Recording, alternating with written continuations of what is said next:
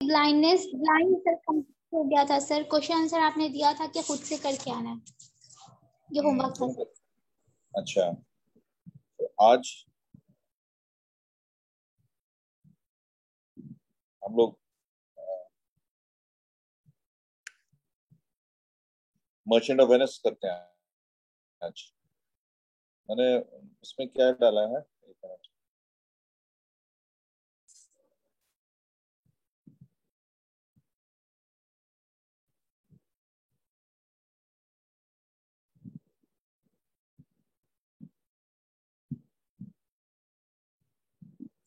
हाँ, आज हम लोग इंडिया अगेन करते हैं, इंडिया अगेन।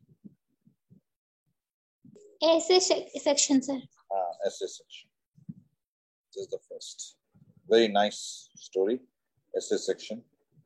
और ऐसे में कोई कैरेक्टर्स नहीं होते हैं, फर्क यही है ऐसे और स्टोरी में।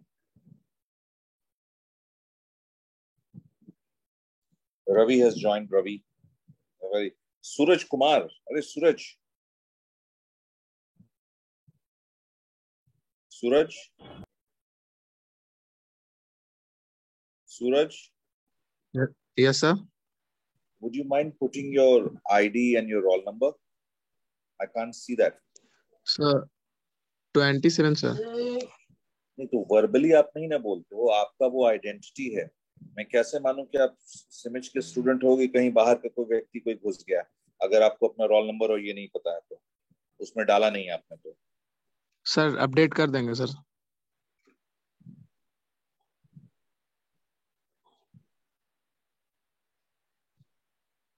कर देंगे update sir.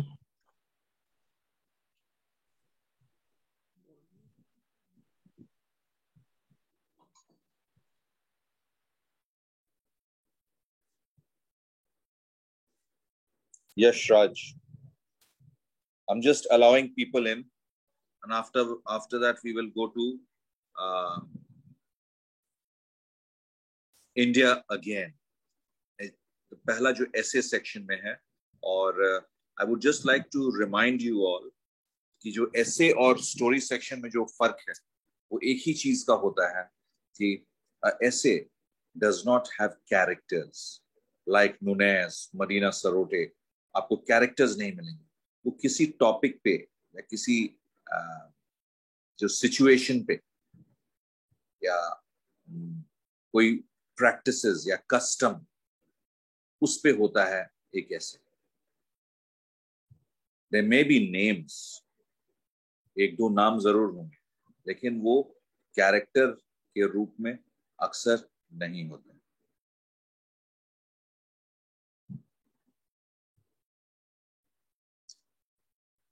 I'm still waiting कि भाई मुझे बाद में इंटरप्शन ना हो, डिस्टर्बेंस ना हो ये करने का, but okay, so let's go.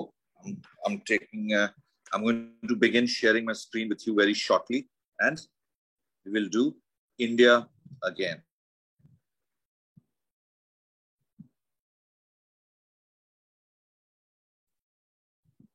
और इसका टाइटल जो है वो बड़ा इंटरेस्टिंग है कि इंडिया अगेन क्यों रखा गया है। अगेन इसलिए रखा गया है क्योंकि E.M. फॉर्स्टर जो अपने जो लेखक हैं इसके, he was a British citizen, और वो इंडिया 2 बार आए। ठीक है, पहली बार 1912 1913 में, और फिर 21 में 1921 में।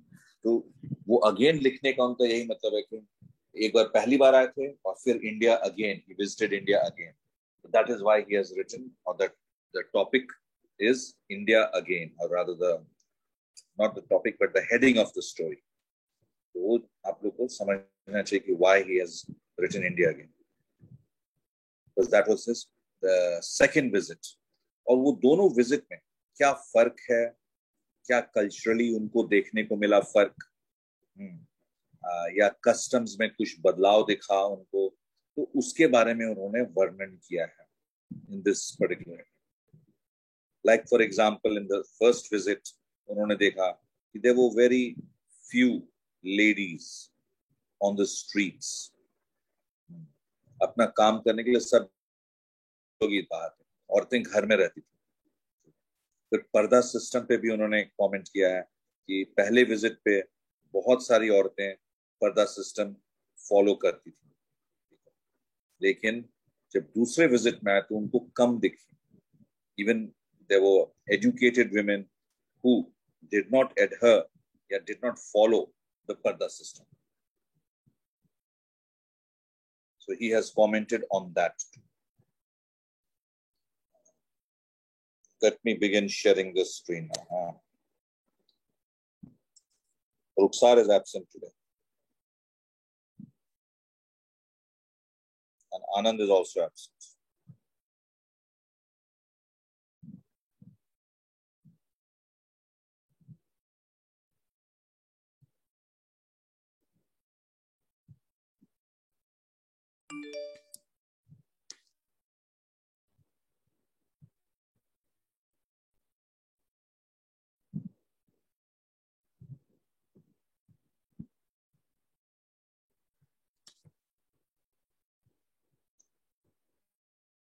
Can you all see the screen? Yes, sir. So only Samreen answers. Only Samreen can see the screen. Yash cannot see the screen. Yes, sir. Am I right? Yes, sir. Yes, sir. Yes, sir. So everybody can see. Okay, very good. So his actual name was Edward Morgan not Forrester, but Forster. So Forster is the actual pronunciation. Anyway, so Edward Morgan Forster, उनके life के बारे में भी लिखा है थोड़ा बहुत, क्योंकि वो आप जानना चाहें तो जा सकते हैं, बट आप अपने नॉलेज के लिए, but it is not needed exam point of view से. बट आई थिंक मैंने आप लोग को एडवाइस किया है कि लॉन्ग ऐसे टाइप आंसर्स में कौन लिखा है उसके बारे में भी अगर आप एक पैराग्राफ लिख देते हैं 5-6 लाइनों का, तो वो एक एग्जामिनर के ऊपर एक बहुत अच्छा और पॉजिटिव इफेक्ट आएगा. तो वो इंफॉर्मेशन आप यहाँ से ले सकते हैं. He was born in 1879 and he passed away in 1970. So had he lived 9 more years, he would have been 100 years old. But he passed away before that. So he was the only remaining child of an architect. उनके पिताजी जो थे वो architect थे, engineer. घर को कहाँ पे कैसे खड़ा करते हैं या ये सिविल इंजीनियर. So उनके पिताजी का देहांत उसी टाइम हो गया था जब वो 1 साल के थे. His mother was from a middle class family and Morgan was a product of English upper middle class. उस वर्ग से आते थे. He was educated in Tonbridge School and at King's College, Cambridge. So Forster wanted to know Indian and to explore. He wanted to know Indians, not India, but he wanted to know Indians. उनको बहुत रुचि थी, जिज्ञासा थी उनको. He was very curious about what the Indians were like. So he wanted to know the Indians and to explore the imaginative universe. काल्पनिक जो universe को, जो जैसे हम लोग के एस्ट्रोनॉमी, एस्ट्रोलॉजी का जो साइंस था, तो उसको भी वो एक्सप्लोर करना चाहते थे. His first visit to India was mostly for pleasure. घूमने घामने के लिए वो आए थे first visit. And to visit his friend Masood. Masood कौन थे? उनके एक मित्र थे जो उनके साथ कैम्ब्रिज में पढ़ते थे in 1910. So he visited India in 1912-13, यानी मिस्टर फॉरेस्टर 1912-13 में आए थे पहली बार, और फिर again, that is why he has called India again. दोबारा इंडिया में दोबारा जा रहा हूँ, इंडिया दोबारा. Again in 1921-22. उनके और जो काम थे, A Passage to India, Where Angels Fear to Tread, इनके बुक्स का नाम है. A Room with a View. So all these were things. He not only wrote stories, but he also wrote novels. Novels बड़े बड़े जो होते हैं, expressing his views on his experiences. That is what he did. The essay. अब ये essay. India again is taken from one of his broadcasts. Broadcast मतलब जो प्रसारित हुआ, वो BBC लंदन में गए और वहां उन्होंने इंडिया के पूरे विजिट के बारे में वो बता रहे थे। उसी पे ये लेख आधारित है जो उन्होंने बताया, इंटरव्यू समझ लीजिए या इस तरह। So his return from India in 1945, वो इंडिया से लौटे थे, which was his last visit, आखिरी विजिट उसी time. He had come to attend, वो इंडिया क्यों आए थे भाई? He had come to attend the PEN conference at Jaipur. अब PEN conference क्या है जानते हैं आप लोग? PEN conference is nothing but but it is the conference, जैसे डॉक्टर्स का कॉन्फ्रेंस होता है, ऑर्थोपेडिक डॉक्टर्स का होता है, पीडियाट्रिशियंस का कॉन्फ्रेंस होता है, ये सब कोरोना के पहले होता था सब लोग, और वहां पे लोग मिलते थे, बात करते थे कि कैसे किसी बीमारी को रोका जाए, नया नया जो रिसर्च होता था उनके फाइंडिंग्स है ना, वो सब डिस्कस होते थे। तो यहाँ पे भी he had come to attend the PEN conference, and PEN short form है poets, essayists and novelists, यानी जो poets जो पोएम लिखते हैं उन लोग का, एसेइस्ट जो लोग ऐसे लिखते हैं जैसे खुद ये E.M. फॉर्स्टर, और नॉवलिस्ट जो नॉवेल्स लिखते हैं, ये सब लोगों का एक संगोष्ठी था, एक कॉन्फ्रेंस था at Jaipur. So he had come to India for that. Forrester loved India. He had visited twice before, in 1912 and 1921. At the end, PEN Club, he met Indian intellectuals.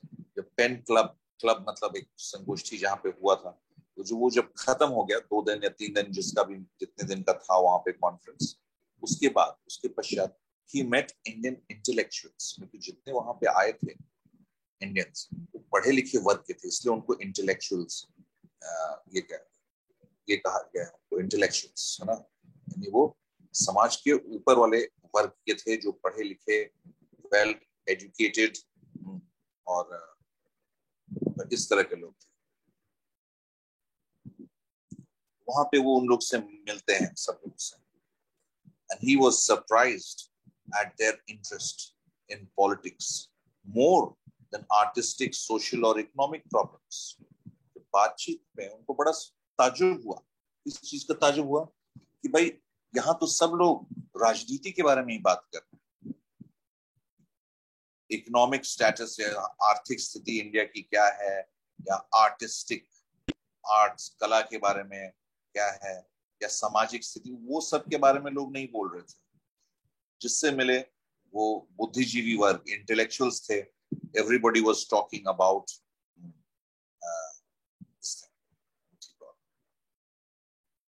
Politics. जैसे बिहार में होता है तब इलेक्शन के time में हर चाय की दुकान पे एक ही टॉपिक है, पॉलिटिक्स, वैसे ही यहाँ भी था। लेकिन इनके लिए बड़ा सरप्राइजिंग लगा, बिकॉज़ दे वर इंटेलेक्चुअल्स, ऊपर के वर्ग के थे लोग। So he found them keenly discussing political problems, issues. It was not so earlier. पहले विजिट पे ऐसा नहीं था। ये दोनों विजिट में क्या फर्क था, इस बात पे ये लेखन है, ये जो ऐसे। It was not so earlier.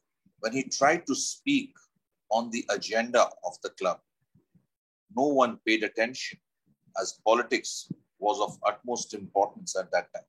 जो एजेंडा जानते हैं आपको क्या होता है? कोई भी अगर मीटिंग होती है ना, तो पहले से उसकी रूपरेखा तय हो जाती है कि ये टॉपिक नंबर 1 ये रहेगा, इस पे हम लोग डिस्कस करेंगे, टॉपिक नंबर 2 ये रहेगा, इस पे हम लोग डिस्कस करेंगे, टॉपिक नंबर 3 ये डिस्कस करेंगे। इससे क्या होता है कि मीटिंग सुचारू रूप से चल सकती है। और कोई अगर मीटिंग को डिरेल करना चाहेगा कि नहीं भाई हमको ये डिस्कस करना है, तो ये एजेंडा में नहीं, ये आज नहीं हो सकता डिस्कस, आप अगले बार दीजिएगा और अगले बार हम लोग एजेंडा में इसको शामिल करेंगे। तो एक्टिव या एक अच्छे ढंग से सुचारू रूप से वो मीटिंग चल सके, इसके लिए एजेंडा होना बहुत जरूरी होता है। तो वो जब एजेंडा की भी बात डिस्कस कर रहे थे फॉर्स्टर, तो भी लोग कोई खास इंटरेस्ट नहीं ले रहे थे. It was very sad. They were not taking interest in any other thing. So Forster noticed that it is that one second please. You can all hear me, right? I have not been disconnected, have I? Yes, sir. Yes, sir. No, I have not. So when he tried to speak on the agenda of the club, no one paid attention and they were all discussing about politics. So Forster noticed that externally, यानी बाहरी रूप से, India was the same. सब तरफ India same. Forster noticed, though the dirty, through, it's not though, but through the dirty windows of the train, he saw the same landscape. यानी landscape यानी बाहर का दृश्य, वही खेत, खलिहान, जंगल, बागीचे ट्रेन से उसको दिख रहे थे. तो वो उनको मोनोटनस लगा, एक ही तरह का, लेकिन एनिग्मेटिक भी लगा. एनिग्मेटिक मतलब क्या, ये चीज क्या है? बहुत सा चीज को उनको समझ में नहीं आ रहा था कि ये क्या है, ये क्या है. इंग्लैंड में वो सब चीजें नहीं होती थी, और कई चीज उनको रहस्यमय भी लगे, मिस्टीरियस, रहस्य, and even sinister. Sinister मतलब बहुत खराब, तकलीफ, मतलब कि evil कहते हैं उसको, sinister. And then he also found certain things which were very disturbing. वहां की गरीबी देख करके कि किसी को खाना नहीं मिलता है, ये, he was disturbed. So poverty was seen everywhere. India में कहाँ भी जाओ तो उनके हिसाब से पॉवर्टी, गरीबी, it was seen everywhere. The changelessness यानी जो बदलता ही नहीं था, was the real India. असली इंडिया जो है वो बदला ही नहीं था, ये इनका ओपिनियन था. कुछ चीजें जरूर बदली थी, लेकिन बाहरी तौर पे इंडिया बदला नहीं था. The second change which made him happy was the lifting of the पर्दा system. उस टाइम में इंडिया में भी एक से एक राजा राम मोहन रॉय और इस तरह के समाज सुधारक थे, जो कि औरतों को भी सामने लाना चाहते थे, लड़कियों को भी सामने शिक्षा, अधिकार और jobs. So they wanted to bring them forward, और इसके लिए उन लोगों ने बहुत विरोध किया था पर्दा सिस्टम का. So the changelessness was the real India. So the purdah system, it was a sign of freedom of women. Earlier, he had noticed that women were hardly ever seen. बाहर उन दिखती नहीं थी औरतें. Even he had noticed that women were hardly ever seen. Even in his second visit, he only saw some who were educated. यानी कुछ ही औरतें उनको दिखी जो educated थी. Some यानी बहुत कम. But he was pleasantly surprised to see them out on the streets openly. उनको बड़ा अच्छा आश्चर्य हुआ और pleasant लगा, ये बहुत अच्छा लगा. वो लोग बाहर भी निकल रहे थे अपना काम धंधा करने के लिए, या कोई घर का सामान लाने के लिए, या कोई भी चीज के लिए. ये नहीं कि वो घर के चार दीवारियों में बंद रहती थी. तो ये बदलाव उनको दिखा.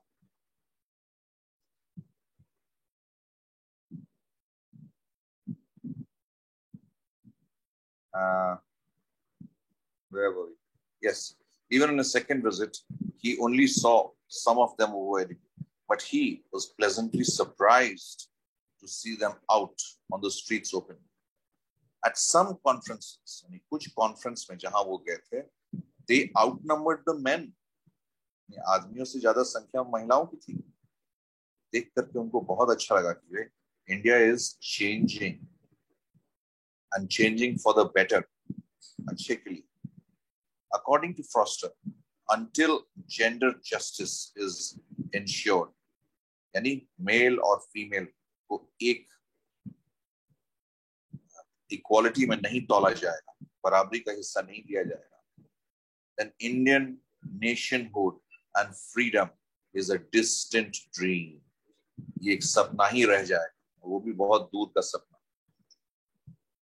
ये आपको पहला चीज जो करना है अपने देश को अगर बनाना है, तो आपको औरतों को और पुरुषों को एक समान ट्रीट करना होगा।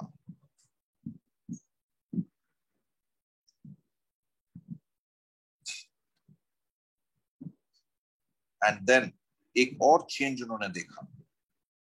The third change that he saw was in the buffet system. Buffet system क्या होता है? यश को मालूम है, हम जानते हैं, हमको बताया था पिछली बार। बुफे सिस्टम यश तो है ही नहीं। यश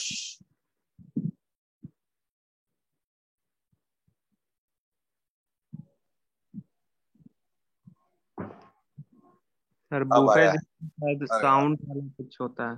साउंड वो वूफर होता है यार, वूफर, WOFFER। समरीन को पता है, वो बता नहीं रही कि मैं सर जब पूछेंगे तब मैं बताऊंगी। बुफे सर जो शादी में खड़े होके खाते हैं सर, जो शादी में सर होता नहीं है।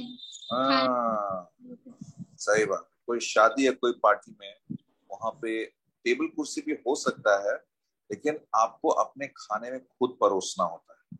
आप जाइए एक जगह पे, कहीं से प्लेट लीजिए और प्लेट में अपना जो भी चीज डालना है आप डालिए।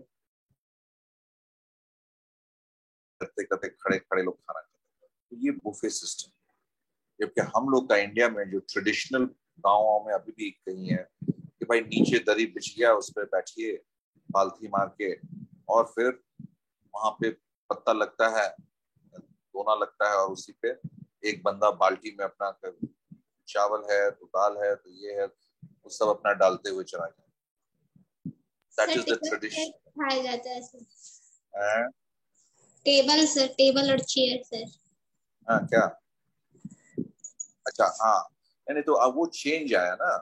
जो ट्रेडिशनल जो तरीका है, ठीक है, वो वही है कि आप पत्तल पे बैठ के, और वो मैं अंग्रेजों के टाइम की बात कर रहा हूँ उस टाइम। लेकिन जब ये आए EM फॉस्टर, इनको एक दो जगह खाने पे निमंत्रण गया, इन्होंने देखा कि अरे चेंज हो गया। बुफे सिस्टम, खड़े हुई है, अपना जो आपको पसंद है वही लीजिए, उसमें खाना वेस्ट नहीं होता। खैर, और उनको ये बहुत अच्छा भी लगा, he liked it. So on his previous visits he had painful experience, बड़ा तकलीफ दे उनको तजुर्बा हुआ था, when he was invited for dinner, but the buffet system was a relief. अब सोचो कोई अंग्रेज है, या आज की डेट में हम सब लोग जूता मोजा पहनते हैं, अब वो पत्तल वाला सिस्टम पे जाना हो तो पहले लोग चप्पल पहनते थे, या लेदर का चप्पल या जो भी सैंडल, उसको वहीं पे खोल लिया और बैठ गए। पजामा कुर्ता पहनते थे, धोती या ऐसा पहनते थे तो आप पालथी मार के बैठ सकते थे। आज के डेट में टाइट जीन्स, शूज पहले तो हटाइए, पत्तल पे बैठना है तो फिर दरी पे बैठे, और आपका कपड़ा कैसा है उस पे भी बैठने में भी दिक्कत होता है। बैठ जाते हैं, अभी जीन्स पे भी लोग पालथी मार के बैठ सकते हैं, ऐसा नहीं, लेकिन अगर टाइट जीन्स हुआ, so the culture has changed, that is what he is trying to say। तो उनको भी बहुत तकलीफ हुआ था, और वो कभी जमीन पे बैठ के खाए नहीं होंगे लाइफ में। तो शूज रिमूव कीजिए, फिर शूज है तो गंदा है तो हाथ धोइए, फिर हाथ धो करके बैठिए, उनको बैठने में भी दिक्कत नीचे। तो वही कह रहे हैं कि मेरे को बड़ा पेनफुल एक्सपीरियंस रहा था पहले विजिट में, जब मुझे नीचे बैठ के हमको खाने पे बुलाया गया। The buffet system was a relief। Relief मतलब बहुत अच्छा, उनको मतलब रिलीफ मिला। So at the Pen Club, फिर से वापस पेन क्लब पे आए, one of the questions hotly discussed was the use of English in India। ये एक बहुत मुद्दा था जो पेन क्लब में यूज किया। बहुत से लोग अलग अलग वर्ग के आए थे, तो कोई कहे कि नहीं, आज भी हमारे यहाँ अगर हम लोग में ये हो तो हम लोग चाहते हैं कि नहीं नहीं हिंदी हमारी भाषा है, लेकिन बेचारा जो साउथ का बंदा है जो हिंदी जानता नहीं है, कभी पढ़ा नहीं है, तमिल और तेलुगु या इस तरह की भाषा बोले, उसका क्या दोष है? क्या उसके ऊपर हिंदी थोपना सही है? या हम ही लोग आज हिंदी बोलते हैं, अगर हम पे कोई कहे कि Tamil is the national language, तो क्या हम लोग सड़क पे आकर के विरोध नहीं करेंगे इस बात का? वही साउथ वाले लोग भी करते हैं, वही साउथ वाले। तो India is a very different type of a country. पूरी दुनिया में ऐसा कहीं नहीं होगा, इंडिया ऐसा कंट्री जहाँ पे मल्टी रेशियल इतने लोग रहते हैं, जहाँ 75 या 100 भाषाओं में डेली अखबार छपता है। अगर जर्मनी है तो वहां पे जर्मन जी हैं, अगर कनाडा है तो ठीक है इंग्लिश है, थोड़ा बहुत फ्रेंच है, फ्रांस के, है ना। अगर अमेरिका है तो हाँ इंग्लिश है और कुछ स्पेनिश है। अमेरिका में भी वैसे अलग अलग रेस के लोग बहुत हैं। Yes sir. लेकिन इंडिया कितना नहीं, इंडिया कितना नहीं। यहाँ तमिल तेलुगु से लेकर के आपको कन्नड़, फिर सर जिस तरह इंग्लिश सीख रहे थे सर वो लोग, तो उस तरह हिंदी भी तो सीख सकते थे ना। तो वो तो थोपने वाली बात आ जाएगी ना। तो तुम क्यों नहीं तमिल सीख सकती थी? तुम भी तो सीख सकती थी। सर नहीं मतलब बता रहे सर। नहीं तो तुम बता रही हो तो वो भी बता सकते हैं। देखो नहीं आज मेरा ऐसा नहीं होता, सीखने की इंग्लिश जो सर, बोलो। इंग्लिश सर तो हाँ इंग्लिश इंटरनेशनल लैंग्वेज है सर, लेकिन हिंदी तो राष्ट्रभाषा है ना सर। वो इंग्लिश सीख सकते हैं दूसरे का लैंग्वेज सर, तो हिंदी भी तो सीख सकते हैं। और हम लोग के ऊपर भी है सर कि हम लोग भी तमिल सीख सकते हैं। हाँ ऐसा देखो आसान नहीं है वो सीखना, उनके लिए भी हिंदी सीखना आसान नहीं है, क्योंकि उनके प्राइमरी एजुकेशन में जो स्कूल में जाते हैं, क्या गवर्नमेंट ने वहां पे हिंदी के टीचर रखा था? क्या हिंदी सीखने का ऑप्शन उनको दिया था? क्या हर तमिल स्कूल में, तमिलनाडु में जितने स्कूल्स हैं, do all the schools have Hindi teachers? So how will they learn English, Hindi, if there is no teacher? How will you learn Kannada here in Patna, right, if there was never a Kannada teacher in your school? सुविधा जो जैसे मिलती है उस तरह से किया जाता है। और इंग्लिश इतने साल जब ब्रिटिशर्स ने यहाँ पे राज किया, और यहीं पे नहीं बाकी दुनिया के कौन से कोने पे नहीं राज किया, उसको कहा जाता था कि sun never sets in the British Empire. एक तरफ अगर किसी ब्रिटिश एम्पायर में शाम हो रहा है, रात हो रहा है, तो दूसरे तरफ सुबह हो रही है, इसलिए उसको कहा जाता था इतना बड़ा, इतना विशाल था। तो इंग्लिश को उन लोगों ने हर कोने कोने में पहुंचा दिया, इंग्लिश का महत्व बढ़ गया। ऐसा नहीं कि खाली ब्रिटिशर्स ही कॉलोनी बनाते थे या अपना राज्य दूसरे जगह पे रखते थे, फ्रेंच भी किए, पोर्टुगीज भी किए। गोवा जो है it was a Portuguese colony. Britishers तो 47 में छोड़ के चले गए इंडिया को, वो तो 49 या 50 पता नहीं, वो बहुत बाद में आजाद हुआ है। पोर्टुगीज नहीं छोड़ रहे थे गोवा सर। हाँ जी हाँ, पोर्टुगल का फ्रेंच कॉलोनीज थे। पुडुचेरी एक जगह है, पुडुचेरी इन इंडिया, वहां पे हाँ वहां पे फ्रेंच काबिज थे, ठीक है। तो वो लोग छोटे छोटे कॉलोनीज बनाए थे। लेकिन ब्रिटिश जो है वेस्ट इंडीज से लेकर के बारबेडस, जो क्रिकेट जहां भी खेला जाता है सब जगह ब्रिटिश ने राज किया, बस ये समझ लो। कितना बड़ा एरिया था। तो मैं राष्ट्रभाषा का तो कोई जोड़ है ही नहीं। You must know your national language. You must know your mother tongue. But if my mother tongue is Hindi and someone else is Kannada, so he also has the right to know Kannada, just like I have the right to know Hindi. अब इसमें एक link language India में सबसे ज्यादा जरूरी है, कि जो एक कन्नड़ भाषी भी बोल सके और एक हिंदी भाषी भी बोल सके, इसलिए इंग्लिश को वो जगह दिया गया है, एक कॉमन लिंक। और हम लोग तुम ही बताओ इंडिया में कौन से स्कूल में प्राइमरी लेवल से इंग्लिश की पढ़ाई होती है? एटलीस्ट ऑन पेपर टीचर है अपॉइंटेड, वो पढ़ाता है कि अपने घर बैठा रहता है, वो बात दूसरी है। लेकिन every school in India has teacher in English. English भले वो ऑप्शनल सब्जेक्ट है, लेकिन इंग्लिश टीचिंग इज कंपल्सरी। इसलिए इंग्लिश जानना आसान है लोगों के लिए, जिस स्कूल में आप पढ़ते हैं बचपन से, वहां पे इंग्लिश टीचर है, आपके सब्जेक्ट में है, आपके कोर्स में है, सिलेबस में है। और वही एक ऐसी भाषा है जो आपको पूरी दुनिया में, अब आप अगर इंग्लिश नहीं जानेंगे, आपको मैनेजमेंट के बुक्स हिंदी में शायद मिलेंगे, लेकिन कम मिलेंगे। आपको मेडिकल के बुक्स कम छोड़िए, नहीं मिलेंगे हिंदी में। और मेडिकल एंट्रेंस की बात नहीं कर रहा हूँ, नीट एग्जाम जब आप पढ़ लेते हैं, उसमें आपका दाखिला हो जाता है, कंपीट कर लेते हैं नीट, तब all the books are in English. Even law के जो बुक्स, जो लीगल टर्म्स हैं, सब इंग्लिश के टर्म्स हैं। तो आप कहेंगे नहीं भाई हमको हिंदी में, तो कहाँ से, प्रकाशक कौन सा ऐसा मिलेगा जो आपको हिंदी में किताब छाप के देगा?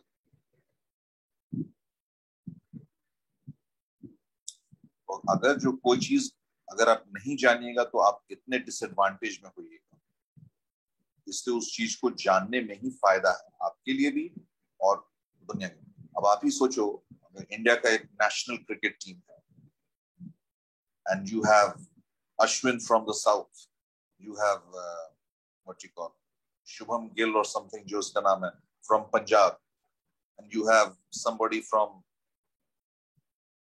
वेस्ट बंगाल, इस तरह के अलग, रोहित शर्मा मराठी चलता है महाराष्ट्र में, वो सब अगर अपने अपने राग ही गाएंगे कि नहीं मैं तो नहीं बोलूंगा क्योंकि मुझे नहीं आती है, तो यहाँ पे इस पूरे इंडियन टीम को अगर अश्विन हिंदी नहीं बोल पाया, शुभम गिल तो हिंदी तो बोल लेगा लेकिन वो इंग्लिश भी बोल लेगा, तो what is the technique to communicate एक टीम में? कौन सा भाषा? इंग्लिश ही रहेगा, क्योंकि वो अश्विन भी बोल लेगा और शुभम गिल पंजाब का वो भी बोल लेगा।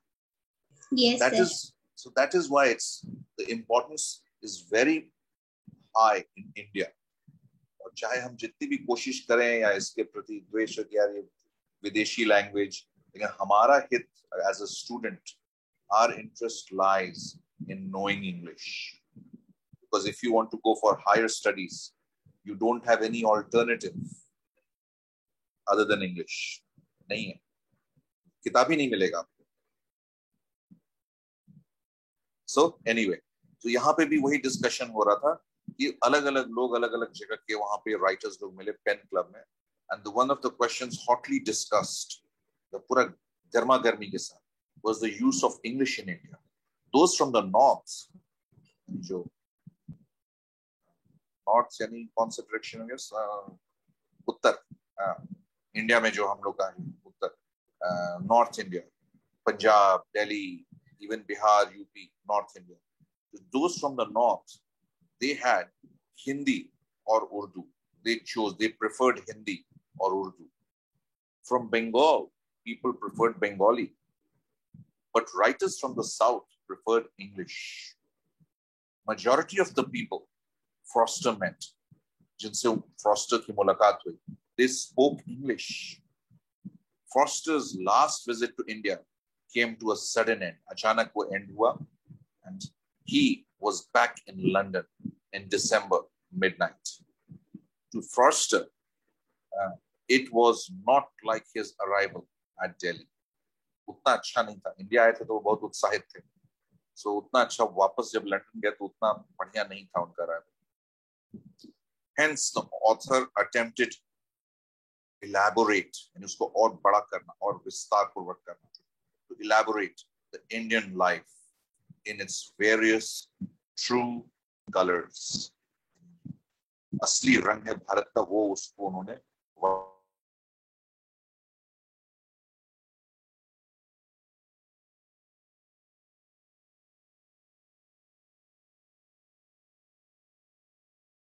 comparison है between his first visit and second visit.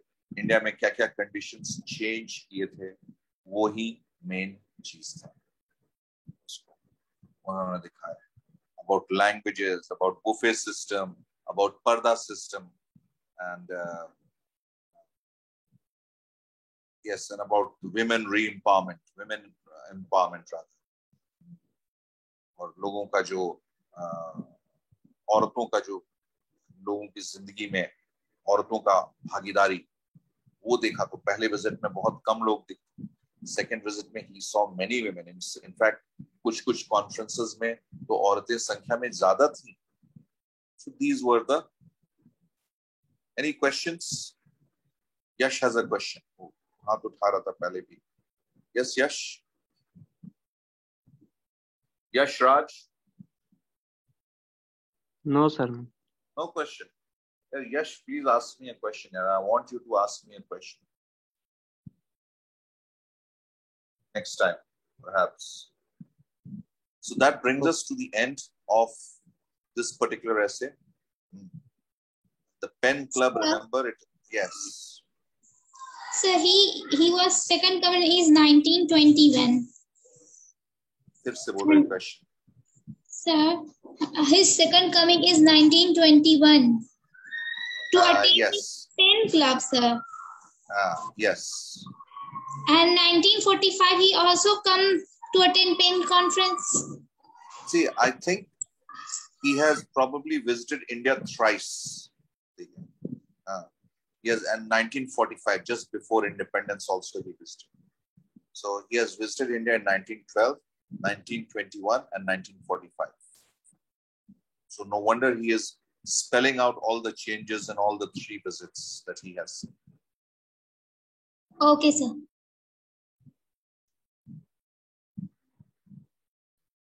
So these questions are rather easy. Describe the idea contained in the essay, India Again. So you can describe all that E.M. Forster has written down the change. What changes did he discover? क्या-क्या बदलाव उन्होंने देखे? उसके बारे में है पूरा. Buffet system से लेकर के और पर्दा system, and about women becoming more independent. Why did the author visit India again and again? Now this is a very distinct question.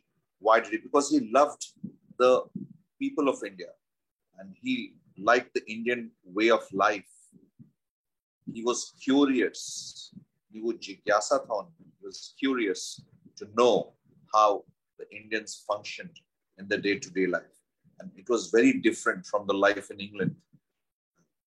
England was, everything was prosperous and everyone was happy. Whereas in India, there was poverty. At one time, India was acknowledged as the golden bird, right? But then because of ravages and because of invaders coming and invading India for so many years, it had now become poor. So you can say that he liked the Indian way of life, and that is the reason why. ऊपर में 1-2 line में लिखा भी हुआ है.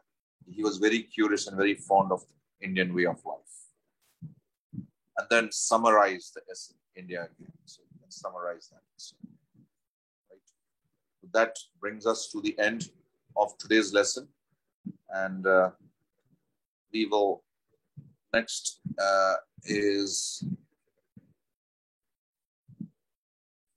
we will do on being a bore.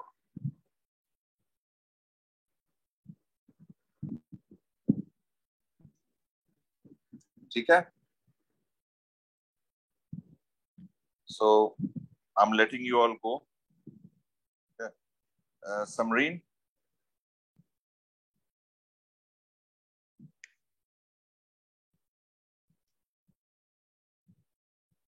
Samreen, can you hear me?